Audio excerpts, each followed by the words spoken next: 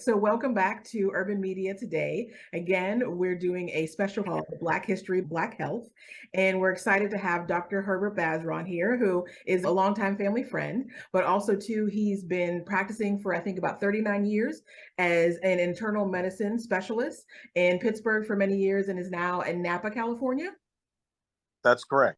Awesome. So we're so excited to have you here and to talk a little bit more about Black health outcomes. A lot of the literature and studies that have come out that there are documented disparities across the board when it comes to Black outcomes as far as diagnosis and care and things like that. So in wanting to focus on outside of the things that we know we should do, including diet and exercise, vitamins and things like that, how can we continue to advocate for ourselves, to advocate within the system to be able to turn these disparities around? What would you say, or what do you feel is the state of Black health in America today, based upon what you've seen in your long career? Well, I think it's much better. I still think there's a significant gap between the majority of the population and the African American community, but the African American community is catching up. Mhm. And I think we're doing a lot better. At least that's been my experience. And what would you attribute that to? Well, it's a couple of things. It's education, and as I tell all of my patients, Mhm. if you don't like your doctor, get another one. You have to be able to trust your doctor because Mhm. your doctor has a wealth of knowledge, and he's bringing that as in partnership to you. But if you don't trust what he or she has to say because you don't like them or whatever the issue is, then you're not going to be all in. You have to be all in and receiving healthcare advice. So that's important, obviously, is finding the best doctor for you. And that can take some time, just based upon who you work best with. When there are hindrances based upon insurance and possibly limited insurance like Medicaid and Medi-Cal and things like that, are there any suggestions you have for if within that network, patients are just having a very hard time finding someone who can really understand and work with them? Yeah. My first suggestion would be to think of somebody who's just like you, Hmm. who has a doctor that they're happy with, and piggyback onto that. That's the one. That's the main thing. The Hmm. other thing is to talk to your insurer. If you have an insurance, Medicare, Medicaid, whatever, talk to that insurer and say, I'm looking for this kind of doctor. Don't be afraid to say, I'm looking for an African American female doctor Hmm. about this age because Hmm. they have it all collated and they have it on file. They don't care. It's not about race. You're giving them an assignment and they can complete it. And all you have to say is, I'm looking for this person like a Dr. Mary Kelly. By the way, is Dr. Mary Kelly a provider in your system? And Hmm. if not, they like that. Can you talk to me a little bit more about, as an internal medicine specialist, what is it that you typically see in your patients? And also, when we're talking again about the health outcomes for African Americans, what are you seeing that we may be struggling with the most? I think compliance is the biggest issue that I see. People don't recognize the threat that their high blood pressure or their diabetes or their smoking or any of a number of comorbidities, they don't Mhm. recognize the impact that has on their health. I'll have a conversation with a smoker who says, well, I don't know, my dad smoked until he was 85 years old and he was okay. I don't know what to say with that. You try to give people the information and you hope that they will take it to heart. That's why it's very important to be able to trust the person that you're talking to. Hmm. You had brought up something earlier about compliance, and that was interesting because in reading some of the literature about some of the disparities when it comes to healthcare, that there tend to be some white and non-Black POC or people of color who have said that they feel that they maybe haven't explained things to certain African Americans because they feel like they may not comply. So that's something that kind of came up. Are you seeing that compliance is just an issue across the board? Do you see elevated levels with African Americans? I do see elevated levels with African Americans. It's Hmm. unfortunate. So Hmm. I'm in a community now where there are very few African American people. And, even though I'm African American, the people that I see who are not African American trust what I tell them. If I say that, you shouldn't do this, you shouldn't do that, or you should do this, you should not eat as much salt, you should not smoke, they believe me. They don't have a bias against what I tell them. They're not suspicious of what I tell them. So yeah, I saw a lot of that in Pittsburgh. African American men were just not as compliant as African American women. And Hmm. African American women was not as compliant as other races. So yeah, that's the biggest disparity as I see it is compliance.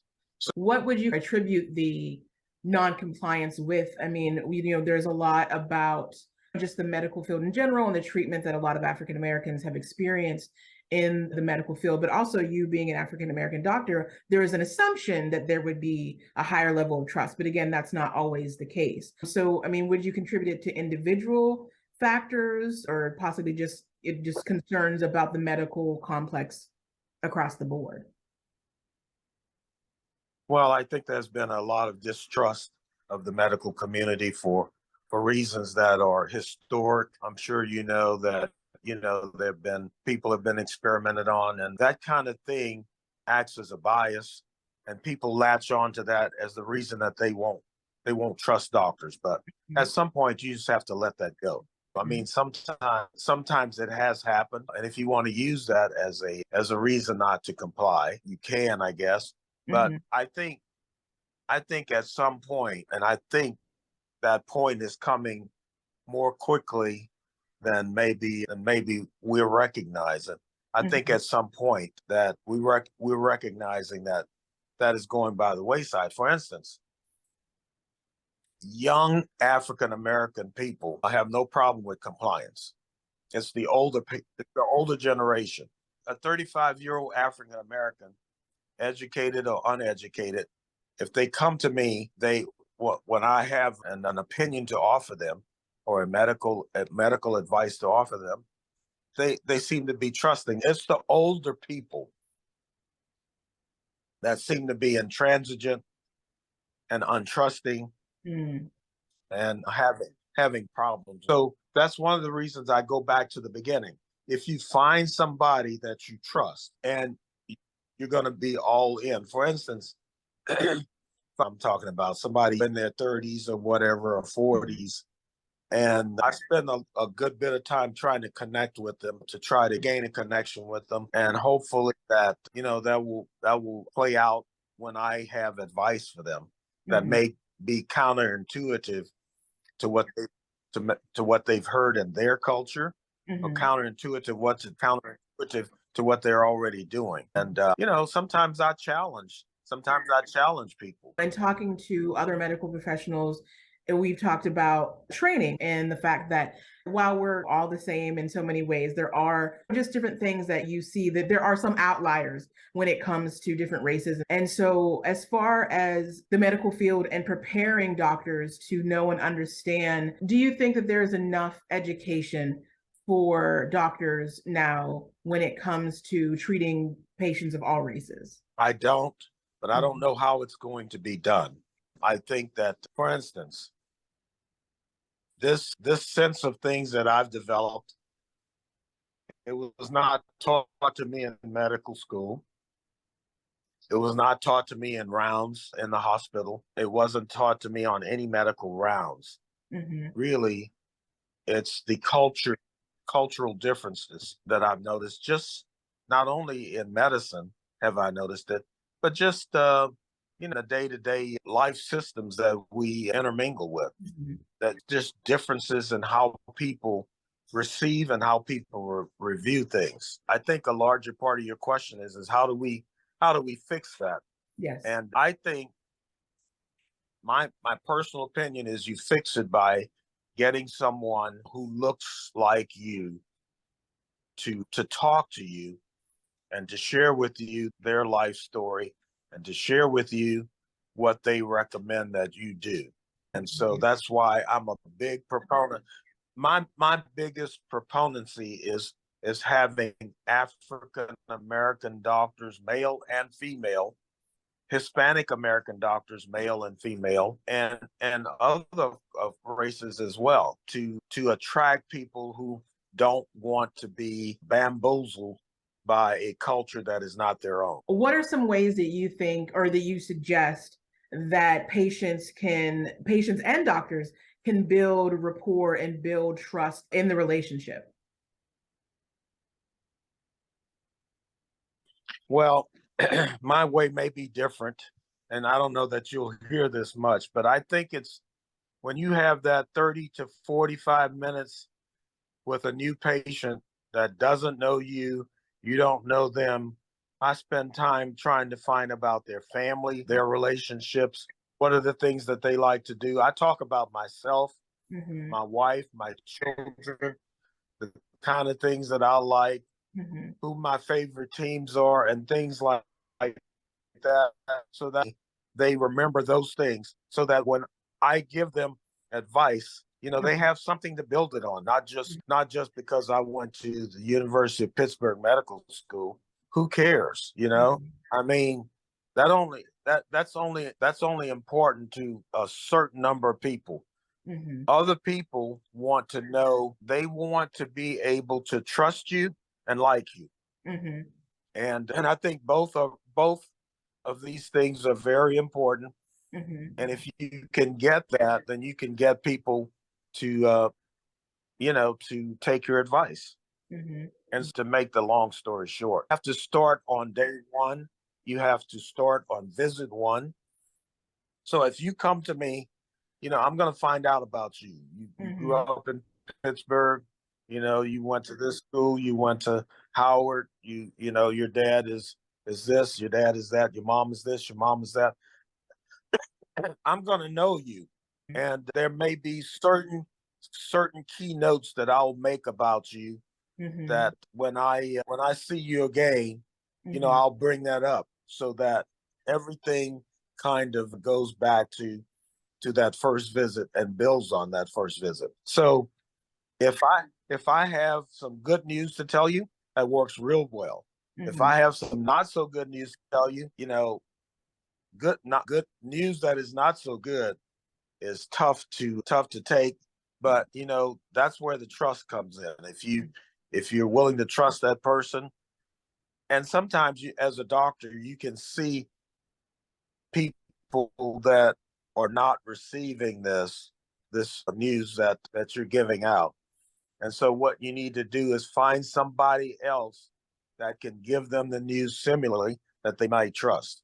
Mhm. It does no good to tell somebody, you have high blood pressure, take this, and I'll see you when I see you. You know, people need to have a sense that you're invested in them, because what they're about to do, besides investing in themselves, is invest in you too, because you're telling them something that they have no earthly knowledge of, what you're saying, whether it's true or not. And how do you find the time to do that with a lot of patients feeling that their appointments are increasingly hurried or rushed due to maybe a specific amount of appointments a doctor may have in a day due to insurance issues or seeing a Yeah, specific number of patients? right. I think you have to fight for it Mm. as a patient. You have to you have to find a doctor who's willing to spend 30 to 60 minutes with you, chat with you, get to know you, that sort of thing. And so, obviously you can find that out through your own system, talking to your friends, talking to people who are similar to yourself. You can find out that way. Mhm. But you can also, don't neglect the insurer. Mhm. Talk to the insurer and say, look, I want a doctor that's willing to spend 45 to 60 minutes with me on the first visit. Get Mhm. to know me. I get to know him or her. and because they're going to be advising me and I need to trust what they have to say. You'd be Mhm. surprised. There are county medical societies almost in every city. For instance, there's an Allegheny County Medical Society. You can call them up and say, I want this kind of doc. I want an African American woman. They're not going to say, oh, well, we don't do that. They're not going to say that. They're going to Mhm. give you an African American woman because Mhm. I think that's, everyone realizes that that kind of thing is important. So I Mhm. would do that. Yeah, do your due diligence going in so that when that person speaks to you, you're more likely to trust what they say than not. Mhm. Thank you. That's a great resource to share. That's something I didn't know. I found this really great study that I'll link in our video that was talking to Black Californians about their experience with the medical complex. Some people who go on to the doctor and feel that they've seen enough doctors and have been dismissed in their issues or their pain, so to the point that they avoid going to doctors across the board. Not all systems are perfect. There's always things that need to be changed. There's always good things that are being overlooked. So the question is, outside of the patient doing their due diligence, what is it that the medical community is doing to make sure that these patients who have gotten to the point of avoidance due to not being heard or not getting the treatment that they needed, what can the medical establishment do, or what are they doing maybe to support those patients? Yeah, I tell you, I've gotten some of my most suspicious clients, especially in Pittsburgh, African American men. When I give talks on things that affect the Black community, Hmm. cardiovascular cancer, those kind of things, smoking, high blood pressure. I've seen guys that just won't go to doctors, Hmm. but they've seen me behave just like they do. I'm no different from them. I just happen to spend a lot of years doing medicine. So I have something to share.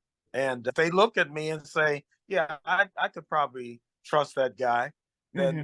then what I have to share, they'll be willing to take, Hmm. And so those conferences are very important because they need to hear it from somewhere else. Hmm. They need to go to a conference where their buddy is going to, and the buddy says, yeah, I like that guy. I think I'm going to go see him. And then they'll do the same thing. I've Hmm. had this happen so many times, Shanna. It's unbelievable. So that's very important Hmm. because I don't think, you know, let's think about it this way. Everybody's reachable on these days, but they have to be willing to listen.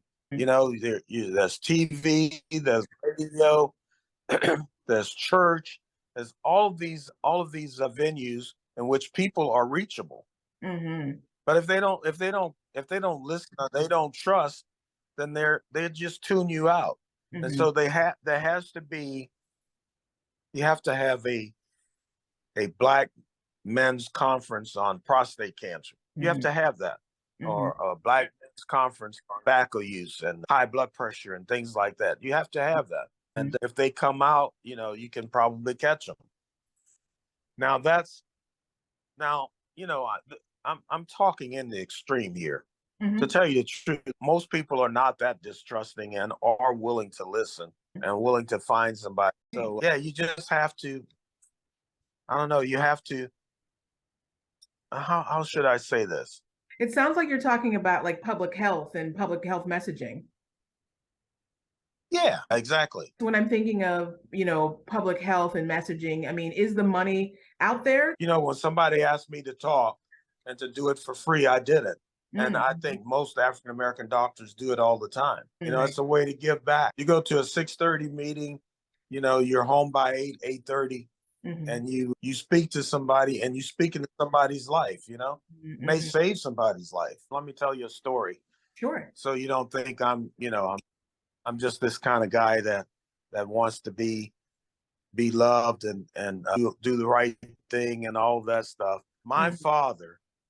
My dad died because he had a massive stroke, massive kidney failure. And I asked him, I said, Dad, are you taking these medications? He told me he was. And I'm the kind of person, if I ask you something and you tell me, yeah, well, I'm not gonna, I'm just gonna believe you unless I know you as a liar. I didn't know him as a liar. So, but he was not taking his medications. Mm, And I know he was not doing it. He had the wrong doctor mm, because the doctor was giving him medications that affected his libido. mm, And mhm, my dad was the kind of person that if you messed with his stuff, he wasn't going to listen to you and he wasn't going to take your medicines. And that's what happened to him. It bothers me to this day that I wasn't a doctor at the time. I was in training, but I knew enough to be able to say to him, Dad, you have to take these medicines. He said he was, but I think what he meant was he took them when he didn't have his outside business to do. When he wasn't going to get with his girlfriend, he took the mhm, medicine. mhm, So, so that that has bothered me to this day that you have to be able to get down to a level with guys. I'll get guys in my office and I say, look, are you going to take this medicine? Say, yeah. I said, so if you're thinking about not taking it, it's not going to bother your libido. And if the word libido is too outrageous, I say, it's not going to affect your sex life. It's not going to affect your urges. It's not going to affect your performance. And you can see guys perk up and they understand what you're trying to tell them. They'll mhm, talk to you about it, and they know that they can give me feedback. You have to open that door because nobody is going to know that. The guy might not even know that that's going to bother him. He may not even know that it does bother him. mhm, But if he knows that he can't get an erection when it's time to have sex, mhm. he's going to stop taking all those medicines, Yeah. even though he know which one it is. Thank you. I think that was a really helpful story. It is a relationship. So it's not that if a doctor prescribes something and it doesn't work for you, you just stop taking it. Like there can be a conversation as to what may work better. And then I think also, too, the doctor understanding what will work for certain patients. Yeah, you have to be able to reach out Hmm. to people because there's some people who are only going to go to a doctor if they're having pain. And high blood pressure doesn't cause pain. Cigarette smoking doesn't cause pain until it's too late. These things cause pain when it's too late. But the number one driver of people to a doctor or to a hospital is pain. And if they're not having that, and you're trying to sell them on something to treat something that they don't have any connection with, good Hmm. luck with that. There's a lot of studies that show that doctors who are not Black or not African American tend to dismiss the level of pain that African American patients say that they're in, or possibly not prescribe certain medications because of the fear of, overdosing or dependency. So, in that sense, if a patient is coming in only because of pain and then it's not being treated, it's being treated obviously, but maybe not in a way that leads to the best outcome and possibly would be a different outcome if they weren't Black. I mean, what kind of choice do they have then? Yeah, let me tell you a couple stories to Sure. as an illustration.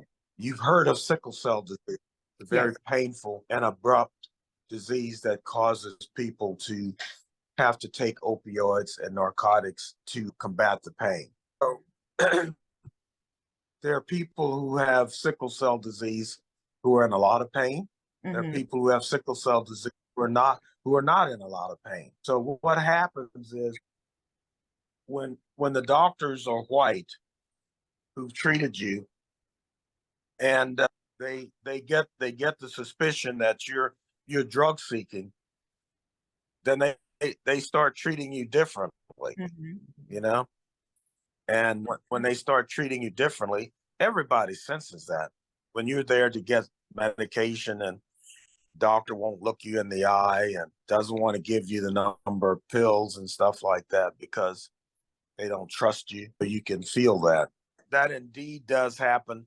And that's another one of those issues that have driven African American people to not trust white doctors. They don't Hmm. trust them because they won't give them the pain medication. So that's another reason to be able to find a doctor, to be able to talk to your local medical society and Mhm. tell them what issue you have and say, look, I have chronic pain and I need a doctor who's going to treat this and not treat me like I'm a drug seeker. The Allegheny County Medical Society was very good. You Mhm. go there, you call them and tell and ask them how to refer you, that Mm. sort of thing. I think it's important to have a doctor who looks like you, who can kind of understand what you're going through. I mean, we're only 13% of the American population. There's only so much, and not every African American is, not all of us are going to be doctors, although it's great, if more people want to be doctors. And then there are some issues with any level of higher education, with discrimination and things like that, that may not allow Black doctors to persist on that path. And so I think as we're talking, I love the idea of community and coming together, and doctors such as yourself who are going out and speaking to the community just to help everyone. But I also feel that we need to save ourselves, but why can't other people help save us too? There are people out there. You just have to make the connection, and I think that's the biggest problem. There are people now that are willing to help, Mhm. but you have to know who they are, and you have to know how to bring those two cultures together. I would look for medical societies, Mm. and then I would keep looking, call, and I would be right up front. I'm a 78-year-old African American male. I have these problems. I'm looking for an African American male doctor who's willing to take care of the problems. Who would you refer me to? Mm. And they'll give me several names. And I would just keep going to somebody that I connected with. Mm. The other thing, you start in your family first and you find somebody like you and you say, who's your doctor? And why do you like him or her? Mm. That sort of thing. So you can start there first. That's what I would do. I would do that. Mm, yeah. Yeah, it sounds like a lot of community care, just kind of making those connections with people that you know and that you trust, and informal kind of channels. Thank you so much for speaking with us today and just thinking of better health outcomes for African Americans. Is there anything that we haven't talked about that you would like to share or like to include that you think would be helpful? The thing that I would like to leave with you is that we as African Americans, we are a relational people. We trust people that we have relationships with. And so you use that information, use the relations that you have to get new relationships that you can trust to Mhm. deliver medical care to you. Really appreciate you speaking with us today. And here's to better Black health outcomes. Okay. Good Uh, luck to you. you too. Take care.